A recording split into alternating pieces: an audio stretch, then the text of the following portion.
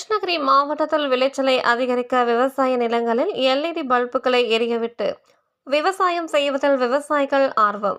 குறைந்த நாட்களில் மகசூல் கிடைப்பதாக விவசாயிகள் மகிழ்ச்சி. கிருஷ்ணகிரி மாவட்டத்தில் ஓசூர், சூளகிரி, தேன்கனிக்கோட்டை, ராயக்கோட்டை என மாவட்டம் முழுவதும் தக்காளி, பீன்ஸ், காலிஃபிளவர், முட்டைக்கோஸ், வெண்டை, கத்திரி உள்ளிட்ட பல்வேறு வகையான காய்கறிகள் மட்டுமின்றி ரோஜா, சாமந்தி, செண்டுமல்லி உள்ளிட்ட பல்வேறு வகையான மலர் சாகுபடி செய்து வருகின்றனர்.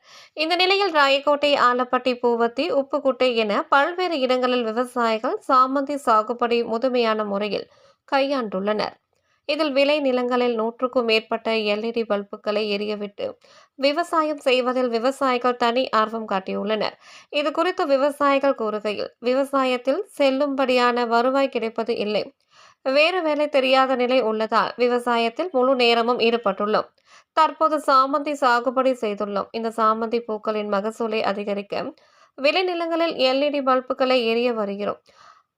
இதன் மூலம் 6 மாதத்தில் அறுவடை செய்யும் நிலையில் எல்இடி பல்பு மூலம் சாகுபடி செய்யப்படுவதால் 4 மாதங்களில் அறுவடைக்கு வருவதால் விவசாயிகள் நல்ல வருவாய் கிடைப்பதோடு 2 மாதங்களும் மிச்சமாவதால் விவசாயிகளுக்கு இது ஒரு லாபம் தரும் செயலாகவும் இருக்கிறது. இந்த எல்இடி பல்புகளை எரிய விடுவதால் பூச்சி தாக்குதலில் இருந்து காப்பாற்றப்படுவதோடு செடிகளும் வேகமாக வளர்ந்து மகசூலும் விரைவாக கிடைப்பதால் குறிப்பாக விரைவாக பூக்கள் அறுவடைக்கு தயாராகிவிடும் என்று விவசாயிகள் மகிழ்ச்சியுடன் குறிப்பிட்டனர்.